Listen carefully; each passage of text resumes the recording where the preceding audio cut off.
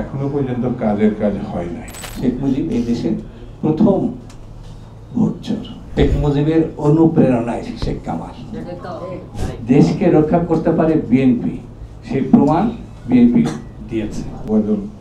ওয়াদুল সাহেবের কথাতেও উঠে এসেছে, একেবারে এই ব্যাংক সেক্টর ধ্বংস হয়ে গেছে। একটা সীমাহীন লুটপাট বলতে যা বোঝায়, শেখ হাসিনার সময় তারা এটা করেছে। সেই টাকা ফেরত আনবেন এই প্রতিশ্রুতি বর্তমান সরকার প্রদান দিয়েছিলেন। এখনো তিনি সেই প্রতিশ্রুতির মধ্যেই আছেন এবং আমাদের একটা দৃঢ় বিশ্বাস ছিল, এখনো আছে, যেহেতু তিনি আরো 4-5 মাস 6 মাস থাকবেন। তার যে ভাবমূর্তি, মানে ডক্টর মোহাম্মদ ইউনূসের যে ভাবমূর্তি, দেশে বিদেশে সবাই তো চেনে তাকে, বিভিন্ন রাষ্ট্রপ্রধান তাকে সম্মানিত ব্যক্তি হিসাবে তাদের দেশে নিয়ে যায়। মানে বাংলাদেশের প্রধান উপদেষ্টা হয়েছেন এটার জন্য আগে থেকে তিনি সম্মানিত ছিলেন, কিন্তু এখনো পর্যন্ত কাজের কাজ হয় নাই। ওইভাবে আমরা আমাদের পাচারকৃত অর্থ ফেরত পাইনি। আমি ব্যক্তিগতভাবে মনে করি, একটি নির্বাচিত সরকার দেশে যদি আমরা প্রতিষ্ঠা করতে পারি, তাহলে সেই সরকার তার আরাধ্য কাজের অংশ হিসাবে বিদেশ থেকে পাচারকৃত টাকা নিয়ে আসতে পারবে এবং সেই সরকারটি আমি মনে করি তারা পরীক্ষিত হবে। গত 15-16 বছর না, দীর্ঘ আন্দোলন সংগ্রামের মধ্য দিয়ে যার নেত্রী বেগম খালেদা জিয়া, যে দল প্রতিষ্ঠা করেছিলেন শহীদ জিয়া, তার এখন যিনি পরিচালনা করছেন এবং পরীক্ষিত নেতা জনাব তারেক রহমান, তারা যখন সরকার পরিচালনায় আসবেন, তখন আমি নিশ্চিত 100% এই টাকার বড় অংশই দেশে ফেরত আনা সম্ভব। আরেকটি কথা এখানে আসছে, এটা আমি এখন পরিষ্কারভাবে আপনাদের জানাই। বিএনপি সিদ্ধান্ত একেবারে প্রেস রিলিজ করে বলছে, সেটি হচ্ছে জাতীয়তাবাদী জিয়া, বেগম জিয়া, তারেক রহমানের নাম অঙ্কিত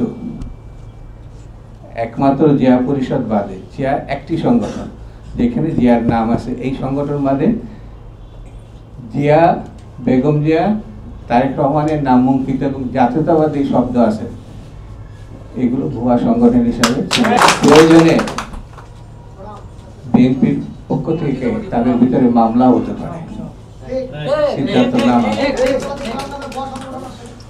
এই জিনিসগুলো আপনাদের উদ্বিগ্ন হওয়ার কিছু নাই। জিয়া পরিষদ হঠাৎ করে তৈরি হয় নাই। আমি যেমন ছাত্র নেতা ছিলাম, এই সংগঠনের প্রতিষ্ঠাতাদের মধ্যে এমন অনেকেই ছিলেন যারা সাবেক ছাত্র নেতা।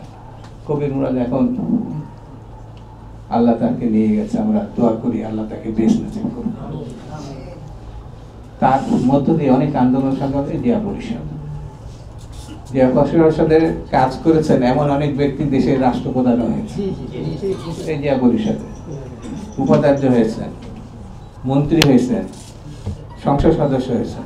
সেই জন্য জিয়া পরিষদ একটি, সেটি যেটা আপনারা করছেন।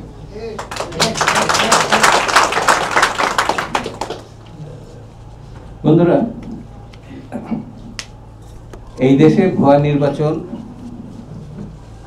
এবং নির্বাচন ব্যবস্থা ভেঙে ফেলা আমরা বলি শেখ হাসিনা করেছে, বলি না, ঘটনা তা সত্য না, এটা তার বাপ করেছে।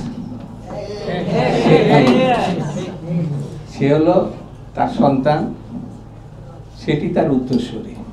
73 সালে যে নির্বাচন হয়েছে স্বাধীনতার পর, এটার দিকে একটু তাকালে আপনারা বুঝবেন যে খন্দকার মোস্তাক, একটা ছোট্ট কথা বলি, খন্দকার মোস্তাককে তো চিনেন আপনারা, কুমিল্লায় তার বিরুদ্ধে সেই সময় এক জাসদ প্রার্থী ছিল, ইঞ্জিনিয়ার রশিদ, সে জয়লাভ করেছিল 73 সালে।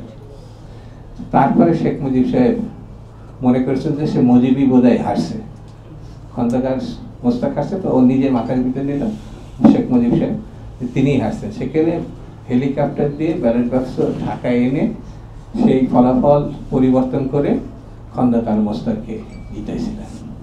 শেখ মুজিব তো বোঝে নাই যে 2 বছর পরে তারই খেয়ে নেবে খন্দকার মোস্তাক। কার প্রাপ্য হাতে হাতে শেখ মুজিব পাইছিলেন 73 সালে প্রথম। বরিশালের অনেক জায়গায় বিরোধী দলের প্রার্থীরা জিতছিল, ঢাকাতে জিতছিল, কিন্তু নির্বাচন কমিশন থেকে ম্যাক্সিমাম 7টা-8টা বাদে সবই শেখ মুজিবের দলকে জিতাইছিলেন। শেখ মুজিব এই দেশের প্রথম ভোট চোর, এই দেশের প্রথম ব্যাংকে ডাকাতি করছে শেখ মুজিবের অনুপ্রেরণায় শেখ কামাল। এই যে আপনারা এখন ডাকাতের মুখে মুখে পড়ছেন না, যেটা শেখ হাসিনা করছে, এটা তো শেখ মুজিবের পথ অনুসরণ করে। এটা আমরা নতুন বলছি এমন না, কিন্তু অসংখ্য বইপত্র পত্রপত্রিকা দেশে এবং বিদেশে এটা আপনারা পাবেন। শেখ হাসিনা গত 15টা বছর ধরে যা করেছে, আদতে তিনি বাংলাদেশ স্বাধীনতাকে, মুক্তিযুদ্ধকে অস্বীকার করেছে। মুক্তিযুদ্ধের প্রধান বিষয় ছিল স্বাধীনতা এবং গণতন্ত্র, আর গণতন্ত্র মানেই হচ্ছে একটি ভালো নির্বাচন।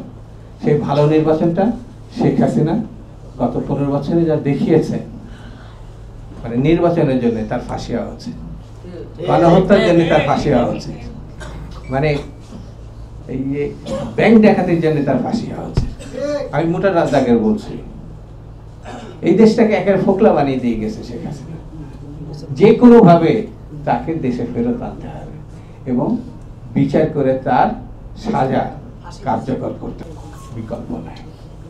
এখানে যে আপনারা দেখছেন 15 বছরের ফ্যাসিবাদ বিরোধী, কথাটা সত্য। বেগম খালেদা জিয়া দেখেন কত বড় মাত্রার, আমরা তার সঙ্গে ছাত্র জীবনে থাকছি, তার সঙ্গে বলছি, এই জন্য বলছি। আপনারা লক্ষ্য করেছেন তার উপরে যে জুলুম শেখ হাসিনা করেছে, আওয়ামী লীগ করেছে, তাদের পতনের পর দেখেন নেতৃত্ব পরে ভাষা কত সংযত হতে হয়, যেটা হাসিনার মুখের কোনো লাগাম ছিল না।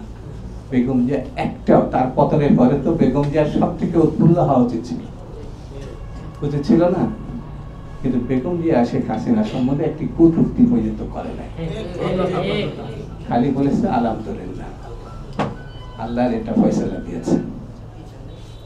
এটা হলো নেত্রী আমাদের বেগম খালেদা জিয়া, তারেক রহমান যে লড়াই, সেই লড়াইয়ের এদেশের এমন কোনো সেক্টর নাই, যেমন জিয়া পরিষদে এই যে সুজাই আমাকে অনেকবার বলছে যে জাস্ট কমিটি করার কারণে অগ্রণী একটা অগ্রণী ব্যাংকে বলছিলেন, তাদেরকেও একেবারে বান্দরবান পাঠিয়ে দিয়েছে। কৃষি ব্যাংক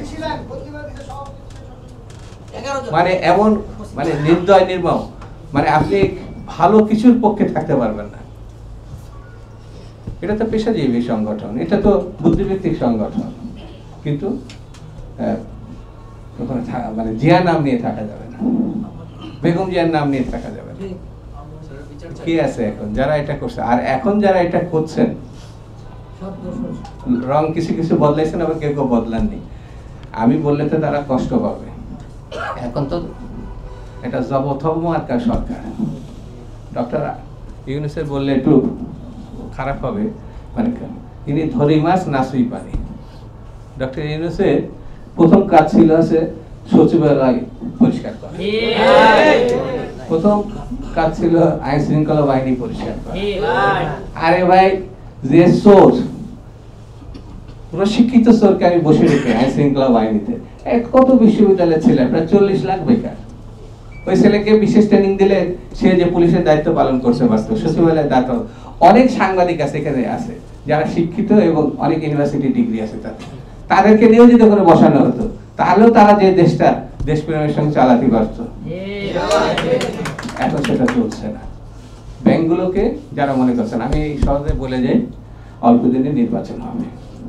ডক্টর ইউনূস সাহেবের পরের সরকারের নাম কি?